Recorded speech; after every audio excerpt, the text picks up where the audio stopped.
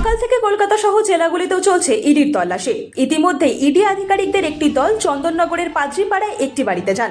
সেখানে বাড়ির তালাবন্ধ দেখে বৈদ্যবাটী নার্সারি রোডের কুণাল রায়ের বাড়িতে এসে শুরু করে তল্লাশি। 3টি গাড়িতে ইডি আধিকারিকরা কেন্দ্রীয় বাহিনী নিয়ে শঙ্করপল্লীতে কুণাল রায়ের বাড়িতে প্রবেশ করেন। এখনো পর্যন্ত তল্লাশি চলছে তাঁর বাড়িতে। সকাল 6:55 নাগাদ প্রথমে ইডি আধিকারিকরা যায় চন্দননগরে, সেখান থেকে বৈদ্যবাটীতে কুণাল রায়ের বাড়িতে যায়। দেখলাম দুটো গাড়ি দাঁড়িয়ে আছে, শুনলাম যে ভেতরে ইডি রেডে গেছে।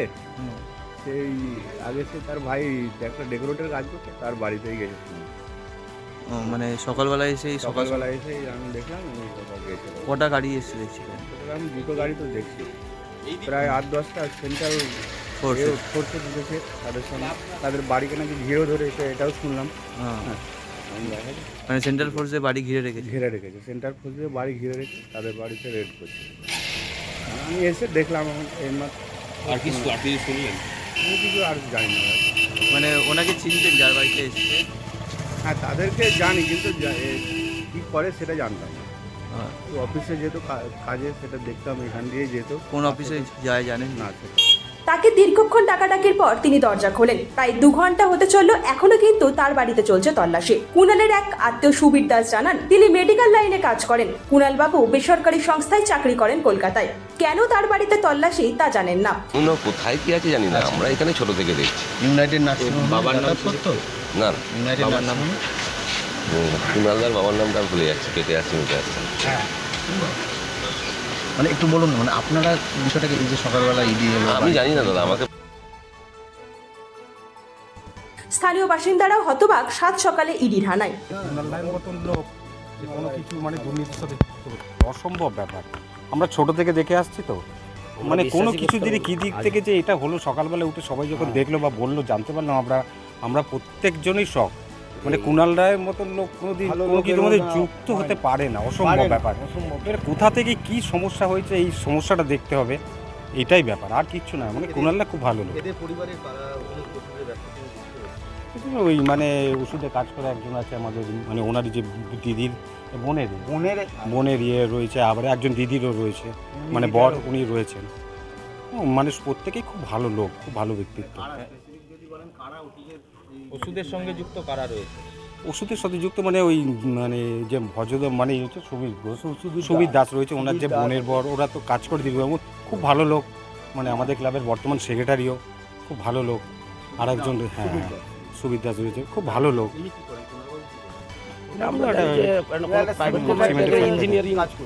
কাজ করে বলতে কিন্তু একটা ভালো অফিসে ভালো পোস্টে কাজ করে, এরকমই জানা। মানে কিছু কোনোদিন যে করতে পারে এটা আমরা কোনোদিন ভাবতে পারিনি। মানে এটা মশাও মারতে পারেন না উনি, এত ভালো লোক, মানে খুব ভালো লোক, খুব ভালো লোক। আমরা কিছু জানি, সকালে উঠে এরকম সবাই এসছে, এরকম লোক ডেকে আমরা নিজেরাই অবাক। সকালে উঠে যখন এরকম এসছে, আমি তো কাজে বেরিয়েছিলাম অ্যাকচুয়ালি, আমার বাড়ি থেকে জানানো হয়েছে যে এরকম লোক এসছে, তা আমরা সবাই অবাক। মানে এইরকম ব্যাপার কি করে আসতে পারে আমরা জানি না ঠিক। দীর্ঘদিন ধরে, আমার মনে হয় আজীবন, আমি জন্মর আগে থেকে এখানে দীর্ঘদিনের বাসিন্দা। ওনার বাবাও এখানে খুব একটা সমাজসেবী মতন লোক ছিলেন, উনিও ক্লাবের সভাপতি ছিলেন। হ্যাঁ, সকালে উনি কাজ যেমন ডিউটি আওয়ার্স যেমন করতেন, আজকে আর কি করে যাবে, এই তো রয়েছে। তারপরে নিয়মিত আমাদের ক্লাবের সাথে যুক্ত রয়েছে, ক্লাবের প্রত্যেকটা অনুষ্ঠানে উনি থাকেন। দিলীপ রায়, স্বর্গীয় দিলীপ রায় ছিলেন, এটা শুনেছিলেন। না, মনে হয় দোকানে কোনো কাজ করতেন, একটু শুনেছি। আসলে অনেক দিন আগেও তিনি মারা গেছেন, আমাদেরও সেই বয়স হয়নি যে জানার, কিন্তু এইটা যেটা জেনেছি এইবার। কুণালের মতন লোক যে কোনো কিছু মানে দুর্নীতির সাথে যুক্ত হতে পারে, অসম্ভব ব্যাপার।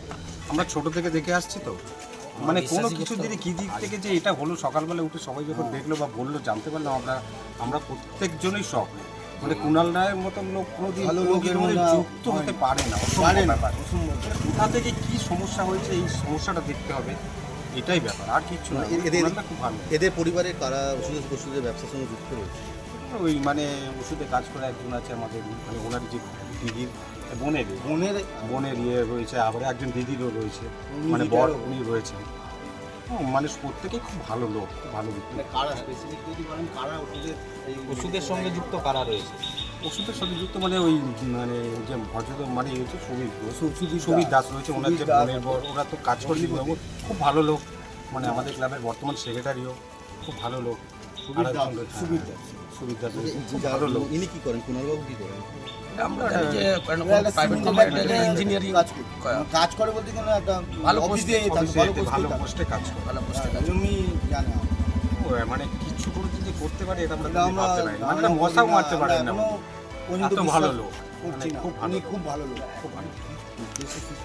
না, আমরা জানি না, কিন্তু আমরা সকালে উঠে আপনি এরকম সকালে সবাই এসে এসছে, আপনি এরকম তো লোক দেখে দেখে আমরা নিজেরাই অবাক। সকালে উঠে যখন এরকম এসছে, আমি তো কাজে বেরিয়েছিলাম অ্যাকচুয়ালি, আমার বাড়ি থেকে জানানো হয়েছে যে এরকম লোক এসছে, তা আমরা সবাই অবাক।